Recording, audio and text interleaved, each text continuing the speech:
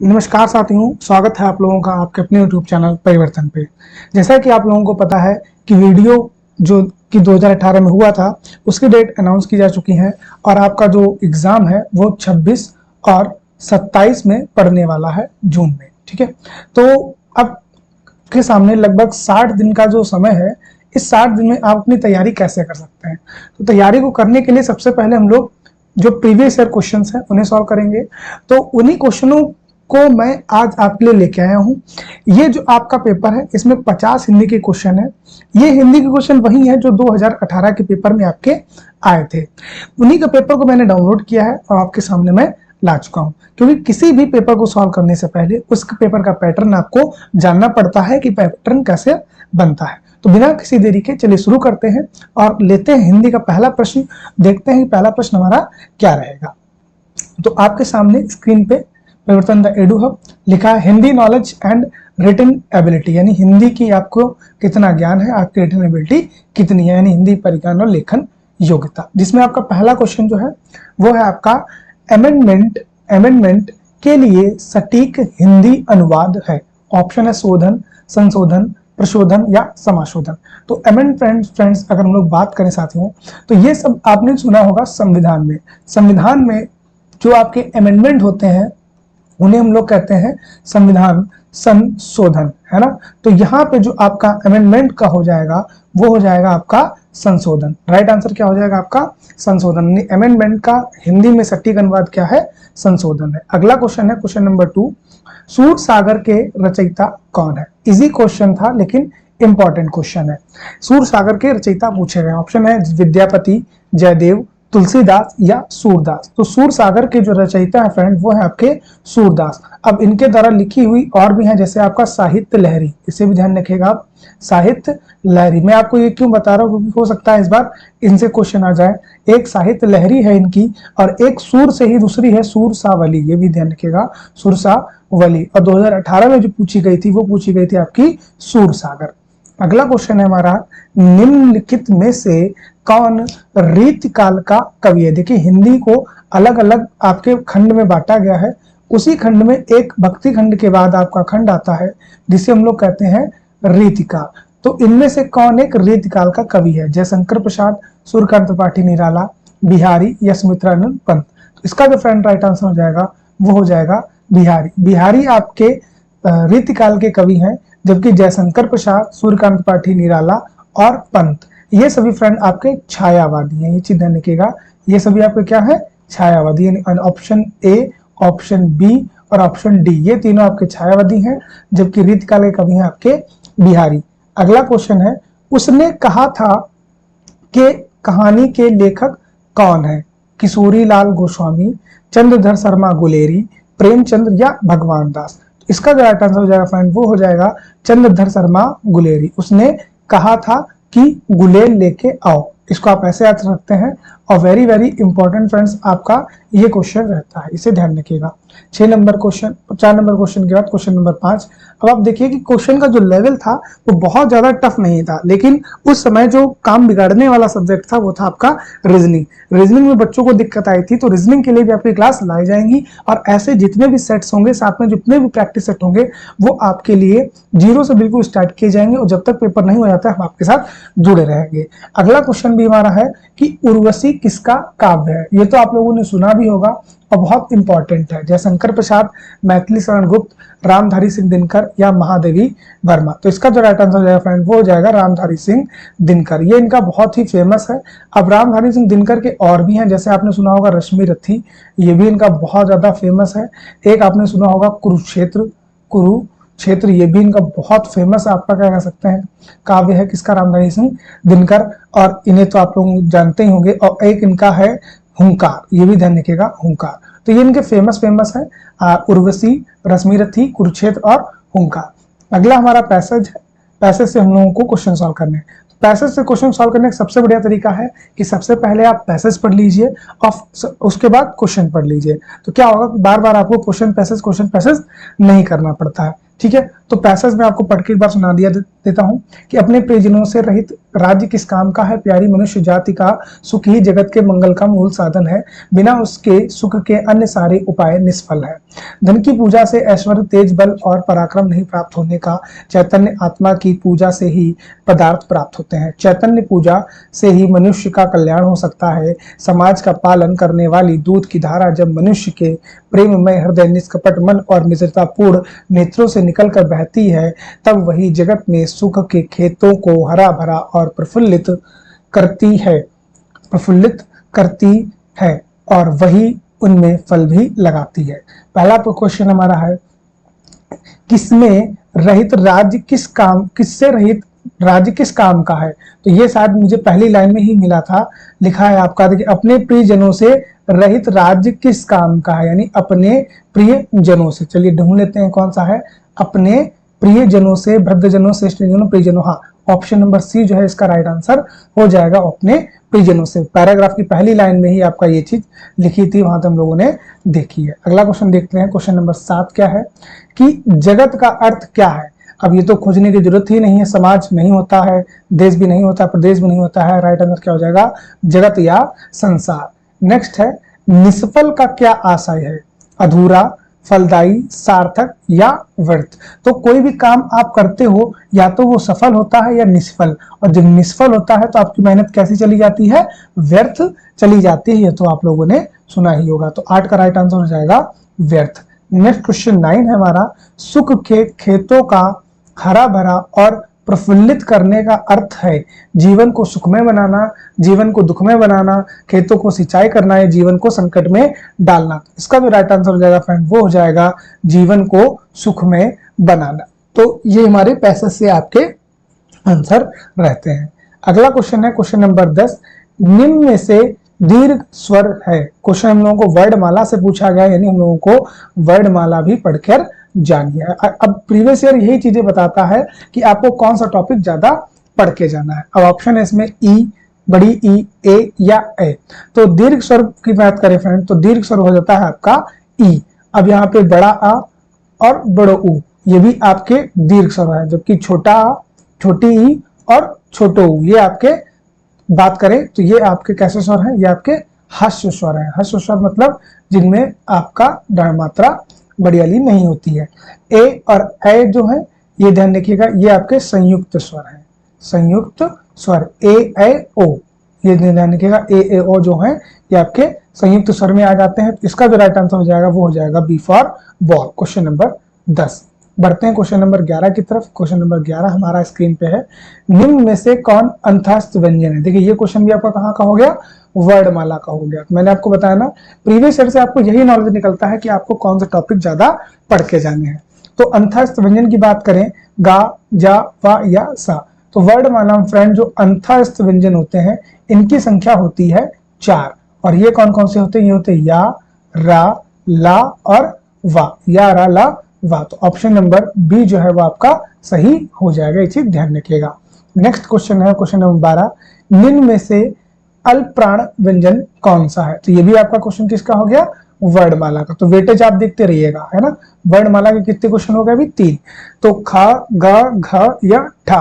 तो अल्प प्राण और महाप्राण होता क्या, मैं आपको थोड़ा सा बता देता हूं, फिर मैं जब प्रैक्टिस सेशन लूंगा आप लोगों के तो उसमें हम लोग बहुत विधिवत चर्चा करेंगे। अल्प प्राण और महाप्राण ये दोनों वायु से संबंधित होता है, यानी मुंह से जो वायु निकलती है उनसे संबंधित होता है। वर्णमाला का पहला, तीसरा और 5वां ये अल्प प्राण होते हैं, जबकि दूसरा और चौथा आपका महाप्राण होता है। तो हम लोगों से अल्प प्राण पूछा था, तो अल्प प्राण हो जाएगा फ्रेंड आपका गा, क्योंकि देखिए का, ख और गा, का इसमें ऑप्शन नहीं है, गा जो है 3 नंबर पे आता है। नेक्स्ट है क्वेश्चन हमारा, निम्न में से घोष वर्ण कौन सा है? तो ये भी आपका क्वेश्चन किसका हो गया, वर्णमाला का हो गया। तो वर्णमाला का वेटेज आप लोग देख रहे हैं कितना ज्यादा है। ऑप्शन आपके सामने जा, का, चा या टा। तो घोष और अघोष ये आपके नाद पर, नाद मतलब आवाज पर होते हैं। एक होता है घोष और एक होता है अघोष। अघोष को भी ध्यान रखिएगा फ्रेंड, कभी कभी सघोष भी कह देते हैं। और ये दोनों किस पे डिपेंड होते हैं, ये दोनों नाद पे डिपेंड होते हैं। अब वर्णमाला में पहला और दूसरा अक्षर आपका अघोष होता है, जबकि तीसरा, चौथा और 5वां आपका सघोष होता है। ऑप्शन आपके सामने है जा, का, चा या टा। तो इसका जो राइट आंसर हो जाएगा फ्रेंड वो हो जाएगा जा। अब देखिए जा किस लाइन में पड़ता है, चा चम्मच, छा छाता, जा जहाज, यानी तीसरे नंबर पड़ता है ना। मैंने आपको बताया 3, 4 और 5 क्या होते हैं, सघोष होते हैं। बढ़ते हैं क्वेश्चन नंबर 14 की तरफ। 14 क्वेश्चन नंबर है, निम्न में से ओष्ठ्य वर्ड कौन सा है, यानी वो वर्ड जिसको बोलने के लिए आपके ओष्ठ का प्रयोग होता है, यानी ओठ का प्रयोग होता है, वो कौन सा है। आ की फ्रेंड बात करेंगे तो ये कंठ होता है, कंठ होता है। बड़ा आ की बात करेंगे तो ये भी कंठ होता है। छोटी ई की बात करेंगे फ्रेंड तो ये आपका तालव्य होता है। और बात करेंगे ऊ की तो ऊ आपका होता है ओष्ठ। तो ऊ, जब आप ऊ बोलेंगे तो आपके होंठ जो है वो दोनों आपस में ऐसा मुद्रा बनाएंगे, इसीलिए इसको ओष्ठ वर्ड कहा गया है। तो वर्ड माला के क्वेश्चन का वेटेज आप लोग खुद देख पा रहे होंगे, मुझे बताने की किसी प्रकार की जरूरत नहीं होगी। नेक्स्ट क्वेश्चन है हमारा, निम्न में से योग रूढ़ शब्द है। अब योग रूढ़ की मैं आपको पहचान बता देता हूं, वो शब्द जिसका पर्यायवाची निकल के आता है उसी को हम लोग योग रूढ़ शब्द कहते हैं। ये चीज ध्यान के लिए बहुत ज्यादा इंपॉर्टेंट है आपका। ऑप्शन है पीला, जलज, पर या दूध वाला। अब आप लोग खुद बताइए कि पर्यायवाची किसका होता है, तो जलज। जलज जो होता है फ्रेंड ये आपका कमल का पर्यायवाची होता है, इसीलिए आपका जलज इसका राइट आंसर हो जाएगा। मैंने आपको पहचानने का तरीका बता भी दिया है। नेक्स्ट क्वेश्चन है आपका, महोत्सव का संधि विच्छेद क्या होगा। अब देखिए एक क्वेश्चन आपको पर्यायवाची से दिखा है ना, एक क्वेश्चन हो गया आपका संधि विच्छेद से। तो ऑप्शन है महाउत्सव, मही-उत्सव, महाधन उत्सव या महा प्लस उत्सव।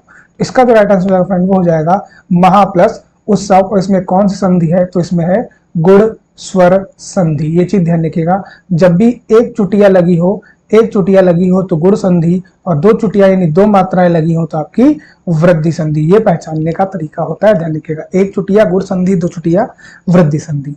नेक्स्ट क्वेश्चन है आपका, बैलगाड़ी में समास है, यानी एक क्वेश्चन आपको संधि से देखने को मिला, ध्यान रखिएगा।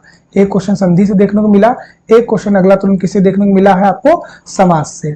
निम्न में से बैलगाड़ी में समास है, द्वंद्व समास, द्विगु समास, अभिभाव या तर्कपुरुष।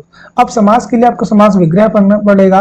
और बैलगाड़ी का समास क्या होता है, बैल की गाड़ी, यानी जो गाड़ी है वो किसकी है, बैल की है। यहाँ पे कौन सा आ रहा है, कारक आ रहा है। और कारक किस में होता है आपका, तत्पुरुष में होता है। ये चीज ध्यान रखिएगा। तो इसमें जो हो जाएगा वो जाएगा तत्पुरुष समास। अब मैं समास की भी क्लास में आपको पूरे समास अच्छे से देखेंगे हम लोग। नेक्स्ट क्वेश्चन 18 नंबर है, आगमन में उपसर्ग कौन सा है। ऑप्शन है आपके सामने आ, आग या मन।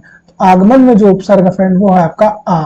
अब आगमन बना कैसे है, आ प्लस गमन, यानी गमन मतलब कहीं जाना, आ मतलब एक निश्चित स्थान पर, यानी किसी निश्चित स्थान पर जाना। यानी कोई व्यक्ति जब आता है तो क्या कहते हैं, उनका आगमन हो चुका है ना। तो इसका जो राइट आंसर हो जाएगा वो हो जाएगा ऑप्शन नंबर ए। बढ़ते हैं क्वेश्चन नंबर 19 की तरफ। 19 क्वेश्चन नंबर हमारा, रसोइया में प्रत्यय है।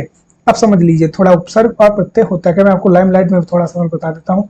एक होता है उपसर्ग, एक होता है प्रत्यय। शब्द के जो शुरुआत में लगता है उसे उपसर्ग कहते हैं, और शब्द के जो लास्ट में लगता है उसे हम लोग प्रत्यय कहते हैं। उप मतलब आगे, प्रत्यय मतलब पीछे। तो रसोइया में कौन सा उपसर्ग है, तो रसोई प्लस इया।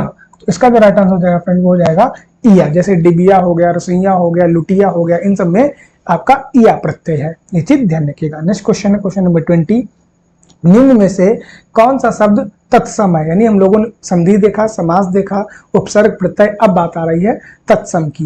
निम्न में से कौन एक तत्सम है। तत्सम शब्द मतलब सम मतलब क्या होता है, सम मतलब होता है संस्कृत, यानी वो शब्द जो संस्कृत भाषा के हैं। ऑप्शन है क्षेत्र, गधा, गाय या घर। तो इसका जो राइट आंसर हो जाएगा फ्रेंड वो हो जाएगा क्षेत्र। क्षेत्र का जो तद्भव होता है वो होता है खेद, और तत्सम होता है फ्रेंड आपका क्षेत्र। आज नेक्स्ट इसमें जैसे गधा दिया है तो गधा का क्या होता है फ्रेंड, गर्दभ। गाय का क्या होता है, गाय का तत्सम होता है गो। और घर का क्या होता है, घर का होता है आपका ग्रह। ये चीज ध्यान रखिएगा। क्वेश्चन नंबर नेक्स्ट है 21, निम्न में से कौन सा तद्भव है। देखिए तत्सम देखा, अब लोगों ने तद्भव देखा। तद्भव मतलब हिंदी के शब्द कौन सा है। ऑप्शन है यौवन, निर्झर, जीव या स्थान। तो इसका जो राइट आंसर है फ्रेंड वो हो जाएगा जीव। जीव को हम लोग क्या कहते हैं, जीव को हम लोग फ्रेंड कहते हैं आपकी जीवा। जीवा आपका जो है वो है तत्सम, और जीव जो है वो है आपका तद्भव। यानी 21 का राइट आंसर हो जाएगा option number C. Next question है 22, निम्न में से कौन सा शब्द देशज है। देशज के वो वाले शब्द जो जिनका मतलब क्या कह सकते हैं कि जन्म कहाँ से हुआ है ये पता ही नहीं होता है, ऐसे शब्दों को हम लोग देशज शब्द कहते हैं। गोबर, घोड़ा, हल्दी या कटोरा। तो इसका जो राइट आंसर हो जाएगा फ्रेंड वो हो जाएगा कटोरा। कटोरा शब्द जो है वो आपका देशज यानी अपनी ही भाषा का शब्द है, ये चीज ध्यान रखिएगा। और ऐसे बहुत से शब्द होते हैं, जैसे आपका जूता, जूता हो गया, ये आपका अपनी भाषा का ही शब्द है। जैसे कि आपका खिचड़ी, खिचड़ी भी आपका अपनी भाषा का ही शब्द है। तो ऐसे शब्द जो भारतीय हैं उन्हीं को हम लोग देशज शब्द कहते हैं। नेक्स्ट क्वेश्चन है क्वेश्चन नंबर 23, निम्न में से कौन सा विदेशी शब्द है। यानी अभी हम लोगों ने देशज देखा, देशज की बात विदेशी, यानी हम लोगों ने तत्सम से भी क्वेश्चन देखा, हम लोगों ने तत्भव से क्वेश्चन देखा, हम लोगों ने देशज से क्वेश्चन देखा, और हम लोगों ने से विदेशज से भी क्वेश्चन देखे हैं। यानी शब्द के जितने भी पार्ट होते हैं, शब्द के जितने भी भेद होते हैं, उन सबसे हम लोगों ने प्रश्न देखा है। तो विदेशी शब्द कौन सा है? टिकट, मध्य, मयूर या वचन। तो टिकट शब्द जो है फ्रेंड ये आपका विदेशी है, क्योंकि इसको इंग्लिश में भी टिकट ही लिखा जाता है। जैसे आपका होता है ट्रेन, ट्रेन, बस। तो ये सब आपके कैसे शब्द हैं? इनको हम लोग हिंदी में भी वैसे लिखते हैं और इंग्लिश में भी वैसे ही लिखते हैं, इसीलिए इन शब्दों को कहा जाता है फ्रेंड आपके विदेशी शब्द। नेक्स्ट क्वेश्चन है हमारा, निम्न में से कौन एक संज्ञा शब्द है। यानी अब आप सब पार्ट ऑफ स्पीच जो है उनसे भी क्वेश्चन पूछा जा रहा है।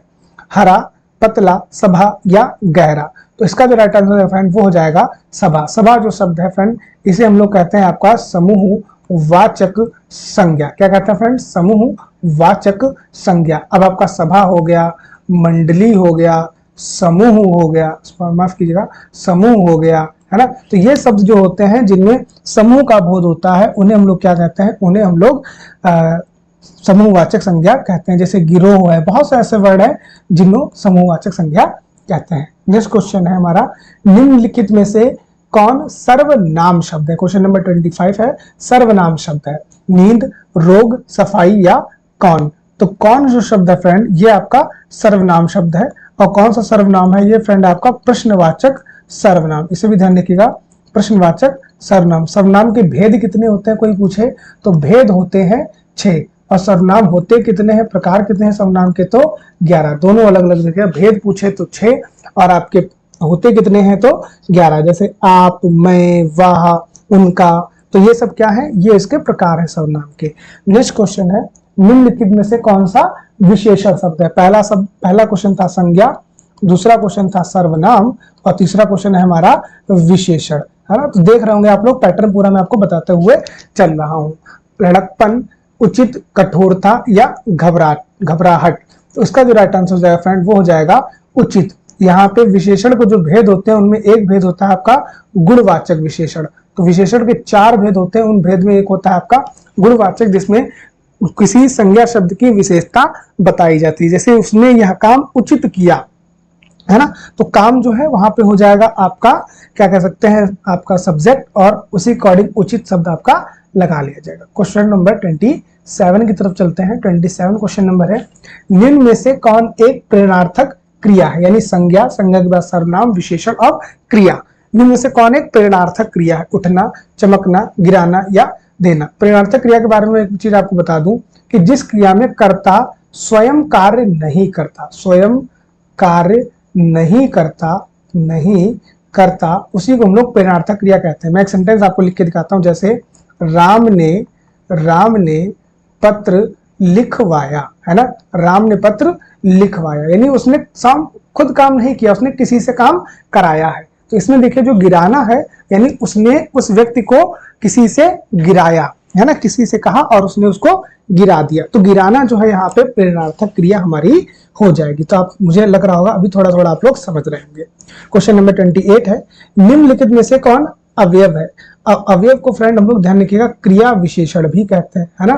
क्रिया विशेषण भी कहते हैं, यानी इनके लगने से और इनके ना लगने से सब्जेक्ट पे बहुत ज्यादा सेंटेंस पे प्रभाव नहीं पड़ता।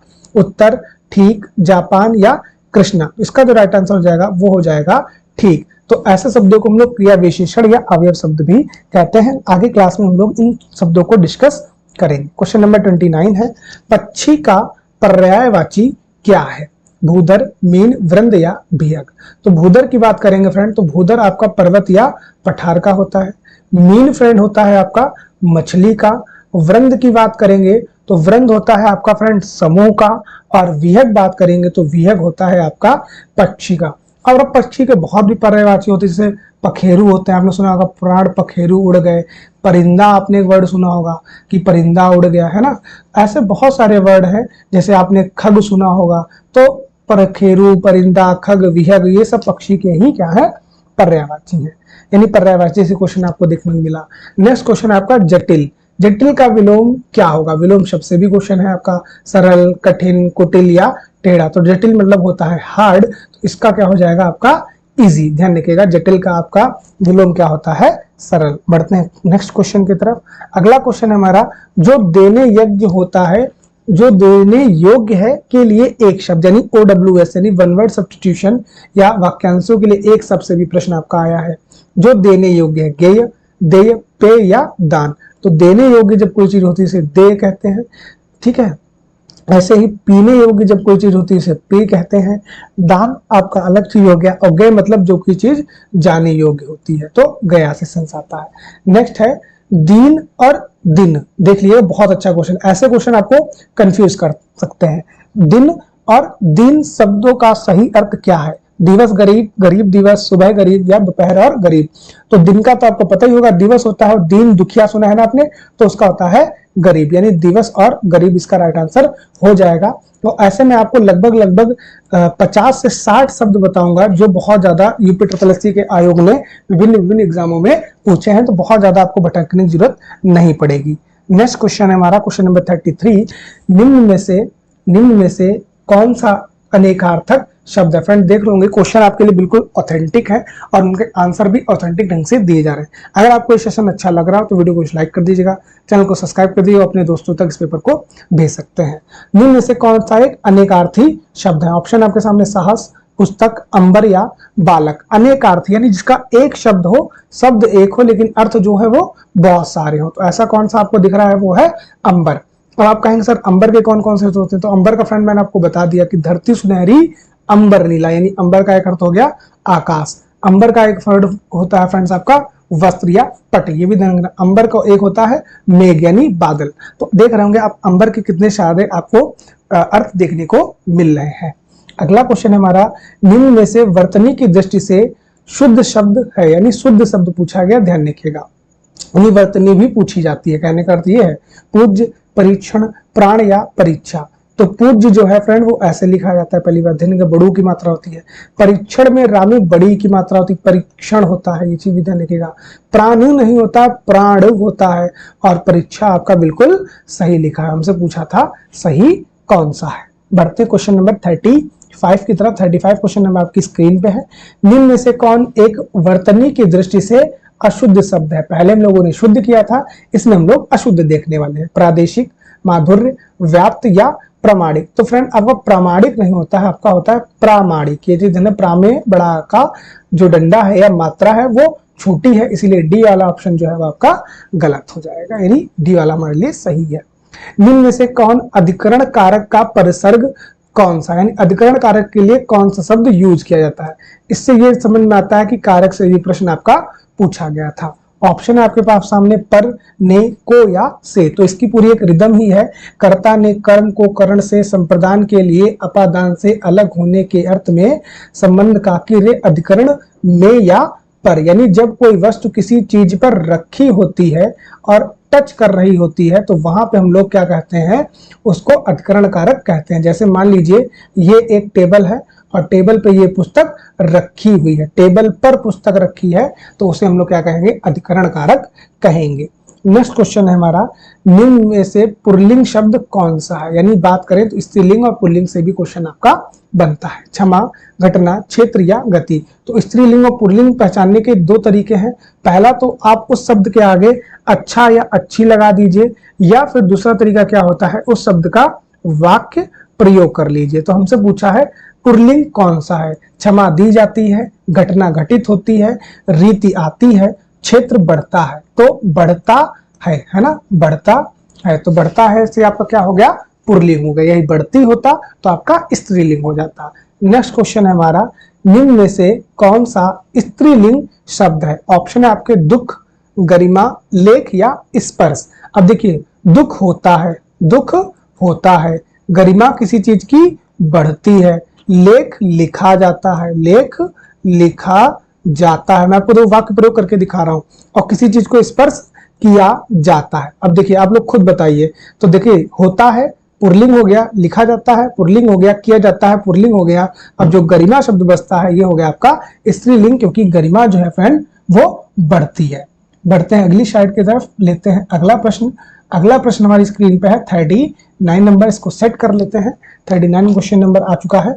किसका प्रयोग सदैव बहुवचन में होता है, यानी वचन से भी प्रश्न आपका पूछा गया। ऑप्शन है आपके दर्शन, नारी, लता या गाय। तो जो दर्शन शब्द है फ्रेंड, इसका हमेशा जो प्रयोग है वो बहुवचन में होता है। ऐसे बहुत से शब्द हैं, जैसे आपने एक वर्ड सुना होगा हस्ताक्षर। तो हस्ताक्षर शब्द आपका सदैव पुल्लिंग में बहुवचन में ही रहता है। एक वर्ड होता है आपका आंसू, वर्ड होता है प्राण। तो ये ऐसे वर्ड हैं फ्रेंड जो हमेशा आपके बहुवचन में ही होते हैं। हस्ताक्षर किए जाते हैं, आंसू निकल रहे हैं, प्राण निकल गए, है ना। लास्ट में जो गए वर्ड आपका सुन रहे होगे वो आपका बहुवचन को दिखा रहा है। मान लीजिए सॉरी पुल्लिंग बोला मैं बार। तो देखिए नारी का नारियां, लता का लताएं और गाय का गाय।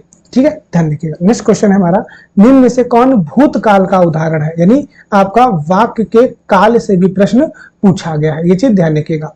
तो मैं जाता हूं, राम घर गया था, वह आ रहा है, वह पुस्तक पढ़ेगा। तो आप लोग इजी क्वेश्चन है, राम घर गया था, ये आपका भूतकाल का एक प्रश्न हो जाता है। क्वेश्चन नंबर 41 एंड 41 पहले देख लेते हैं। निम्न में से कौन एक भाववाच्य है, यानी वाच्य से भी आपका प्रश्न पूछा गया है। तो वाच्य होते हैं आपके 3, एक होता है कृतवाच्य, एक होता है कर्मवाच्य और एक होता है भाववाच्य। और इनमें से सबसे जो इजी होता है फ्रेंड वो होता है आपका भाववाच्य। मोहन पुस्तक पढ़ता है, श्याम पत्र लिखता है, मोहन से बैठा नहीं जाता या पत्र लिखा जाता है। तो इसका जो राइट आंसर हो जाएगा फ्रेंड वो हो जाएगा मोहन से बैठा नहीं जाता। यानी ऐसे सेंटेंस जिनमें आपका जो कह सकते हैं पावर है वो निगेटिविटी में जाती है ना, यानी आपसे कोई काम नहीं हो पा रहा है, तो वहां पे होता है आपका भाववाच्य। तो वाच्य से भी प्रश्न आपका बना है। नेक्स्ट क्वेश्चन नंबर 42 है, निम्न में से कौन एक मिश्र वाक्य है।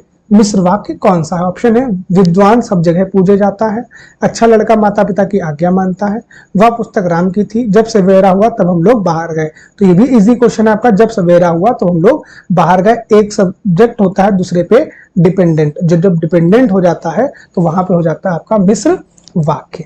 बढ़ते हैं क्वेश्चन नंबर 43 की तरफ। 43 क्वेश्चन है, मैंने विद्यालय जाना है। वाक्य में अशुद्ध अंश क्या है, यानी वाक्य शुद्धि से भी प्रश्न है आपका। मैंने विद्यालय जाना या मुझे, आप लोग समझ गए होंगे। यहाँ पे मैंने जो है वो नहीं होना चाहिए, यहाँ पे होना चाहिए मुझे विद्यालय जाना है। तो आपका वाक्य जो है वो बिल्कुल टनाटन हो जाएगा। नेक्स्ट क्वेश्चन हमारा, प्रश्न चिन्ह कौन सा है। वेरी वेरी इजी प्रश्न है आपका, प्रश्न चिन्ह कौन सा है, यानी आपके चिन्हों से भी क्वेश्चन पेपर बनता है। तो ये वाला तो पूर्ण विराम होता है, ये तो किसको नहीं पता होगा, छोटे पर्चे से हम लोग लगा के आते हैं। तो ये आपका है प्रश्न चिन्ह। इसे हम लोग क्या कहते हैं, इसको हम लोग कहते हैं फ्रेंड विषमादि बोधक। ये भी आपने सुना होगा विषमादि बोधक, जैसे अरे भगवान जो हम लोग बोलते हैं ना अरे, तो उसमें ये लगाया जाता है। और ये है आपका अर्धविराम, ये है आपका अर्धविराम। एक होता है अल्प विराम, वो कामा होता है, इसी ध्यान रखिएगा। अल्प विराम क्या होता है, कॉमा। इसका जो राइट आंसर हो जाएगा ऑप्शन बी। नेक्स्ट क्वेश्चन 45, आसमान फट जाना मुहावरे का सही अर्थ क्या है। असंभव काम होना, बहुत शोर करना, चुगली करना, अचानक आफत आ पड़ना। तो आसमान फट जाने का अर्थ क्या हो जाएगा, अचानक आफत आ पड़ना। यानी आसमान, जैसे आप कहीं पर खड़े थे, ठीक है, और तुरंत आसमान फट गया। अब आसमान फटने की आपको तो आशंका थी नहीं, लेकिन आसमान फट गया, अचानक आफत आपके ऊपर आ गई। नेक्स्ट क्वेश्चन है क्वेश्चन नंबर 46, स्वावलंबी होने का सबसे सही मुहावरा कौन सा है। पौ बारा होना, पानी फेर देना, पैरों पर खड़ा होना, फूक फूक कर पैर रखना। तो स्वावलंबी मतलब क्या होता है, आपको अपने पैरों पे खड़े होने का सेंस देता है कि आप अपने पैरों पे आप खड़े हो जाइए, अब आप बड़े हो गए, यानी स्वावलंबी आप बन जाइए, आत्मनिर्भर भारत कह सकते हैं एक तरीके से। नेक्स्ट क्वेश्चन है आपका, बोए पेड़ बबूल के आम कहां से होए, लोकोक्ति का सही अर्थ क्या है। कर्म के अनुसार फल नहीं मिलता, ये तो नहीं होगा।